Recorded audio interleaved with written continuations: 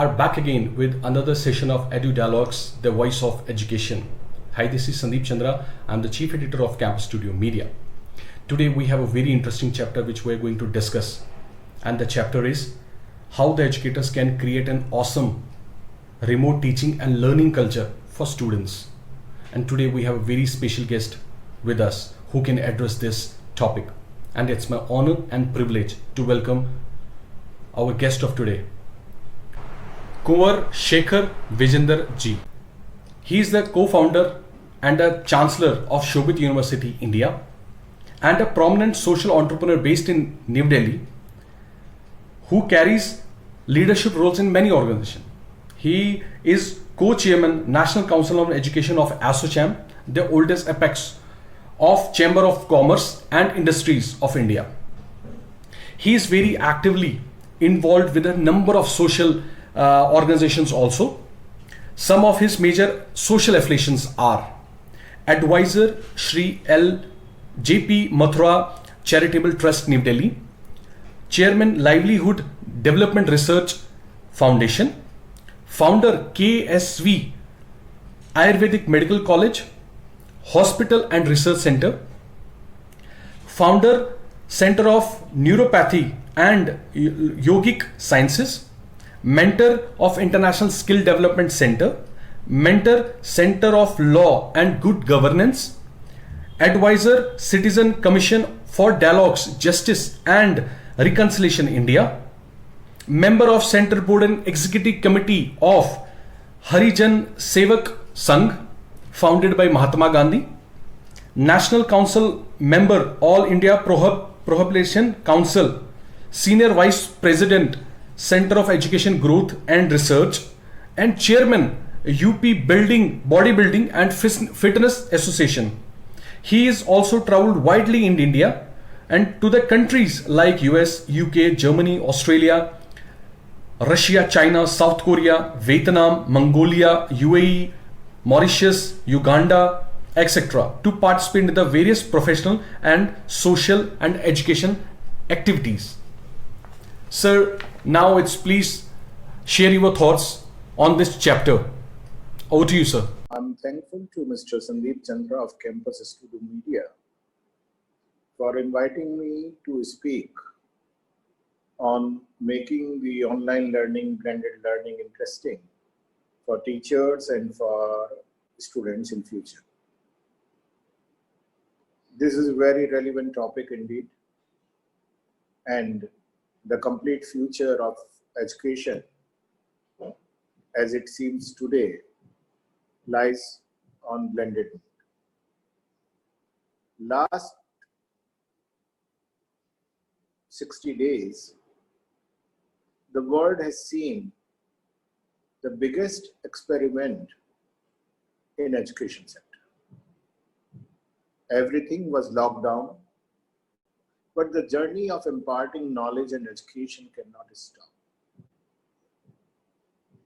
But it was so sudden, the disruption, that we were not prepared. The complete education fraternity, we were using online modes as value addition, but we were not knowing that one day and that soon it will become a necessity, from supplement to substitute. How fast it became, we never realized.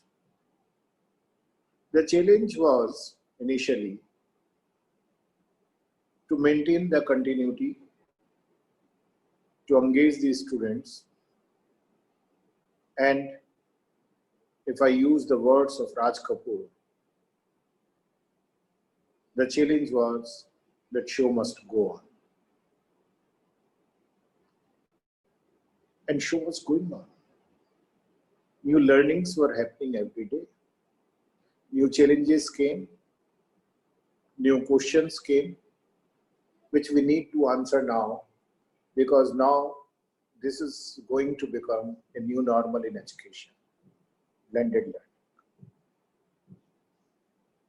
When I look at the technology in education, especially digital education, online education, I always feel that this way we can impart better and quality education to our students. Technology is a level playing tool in education, because generally what is happening on campus, that whatever an institution is having, infrastructure wise, quality of teachers, students, funds, their complete quality of education depends on that. They are delivering what they have in the four walls. But technology can bring us out of the box. Today we can deliver world-class information, knowledge, information driven data to any student and every student. One challenge which I am finding people are talking about is adaptability. How fast this adaptability will happen. Because in education fraternity, especially that senior teachers, they were never used to of this mode. Maximum of them are not technology savvy. They were happy what they were doing from last 30, 40 years. Neither students are familiar with this mode. So how to create that wow moment, that quality, that every lecture online what we deliver, it becomes an experience, a positive experience of learning. The most important thing in this is adaptability. And this adaptability is not only of the technology. This is changing our own mindset.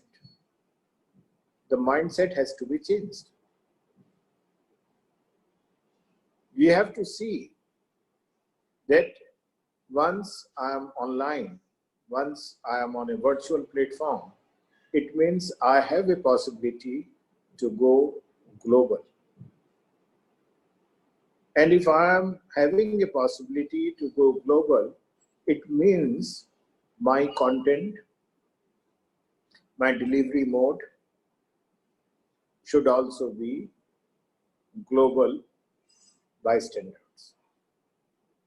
Initially, teachers need to work hard because upskilling always needs more efforts. Trainings always need willingness, and attitude has to be developed. The same thing is with the students also, that in isolation when you are learning, then you have to be in self-learning mode. Self-learning is always a wow moment, believe me. Because you have a possibility to learn in your own pace, with your own speed. You can ask more questions. You can get involved more and more and more. And you have access of the resources which maybe you have not explored earlier, which you need to use. The second is efficiency. How efficient technology we are using. Generally, whenever there is a change, a big amount has to be invested on technology. If we believe that our teachers can deliver with the limited resources what they have, maybe through their smartphone, maybe through laptops only, then we are wrong. We have to ensure to provide right platforms. We have to have good servers. We have to address are those students also, those who are living in rural areas where availability of connectivity, affordability of the device, accessibility of the things is a challenge. So to increase the efficiency, all the stakeholders have to come together. Institutions, government agencies, local bodies, teachers, and students. Once we will come together, efficiency will increase. Many times when we teach in the classes, it is a monologue. Online, people feel that again it will be a monologue. But I believe it will not be, because in last 60 days experimentation, whatever surveys I have seen, whatever reports I have seen from many universities, including Shobit University, we found that engagement was more. Many students, those who were always sitting silent in their classrooms, they were more active to ask questions. They were asking, they were getting involved, they had their ideas to share. So the third important point is inclusivity. That inclusivity will not come only by dialogue. Content has to be such. Interactions have to be there. When we are creating content, developing content, more creativity has to be there. More possibility to ask questions should be there. We have to involve more students in this process of co-learning. I am always telling to everybody that earlier what was there, that it was teaching, and teacher will come and he will teach what he wants to teach. But now teacher has to become a co-learner, because he is also learning new things, new technology, new pedagogy has to be there, and everybody is in a learning mode. In blended learning, this will happen more, and we have to see that more inclusivity is there. Opportunities are there. We have to recognize them. We have to capture them. What I'm trying to say, earlier what was happening in online and on-campus teaching, that I was teaching with only the resources available to me. The teachers, those who are there with me, good or bad, efficient or just satisfactory, the students were forced to learn from them.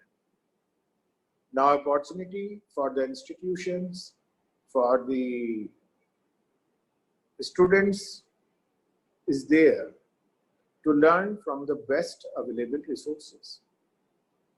UGC has recommended 20% online credits can be earned and shall be earned.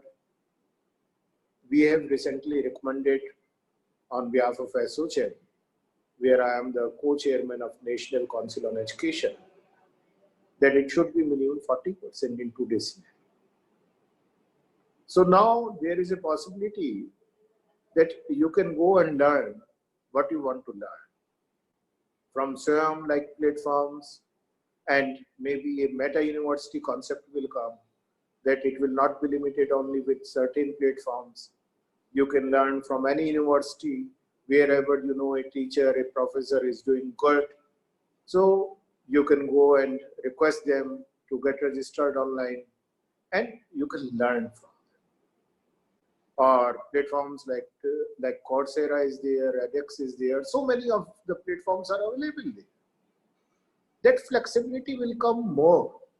So this opportunity also needs to be explored to generate more interest of the students and the faculty in this journey of learning. The fifth important thing, what we were teaching was majorly based on our local experiences. Whatever case studies we were discussing, whatever content we were using, it was more of a local nature. Now, once it will be virtual,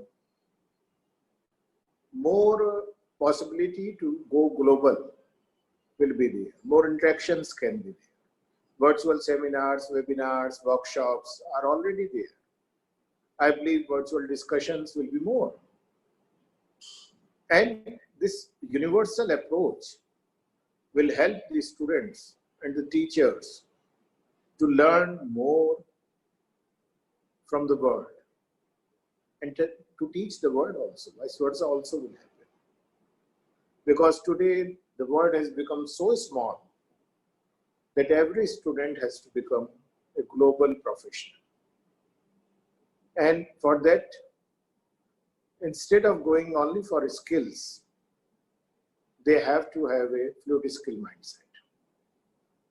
This opportunity, which has come out of a disruption, of a pandemic, from a crisis, will give an opportunity to get empowered in a better way.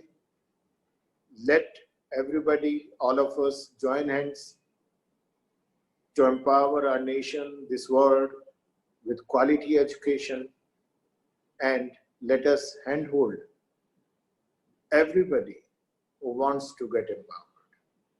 My good wishes to everybody. My thanks to Mr. Sandeep Chandra again for providing me this opportunity to speak out some of the major points what I have in my mind. Remember, every disruption is an opportunity of new creation. New creations will happen. We have to integrate them.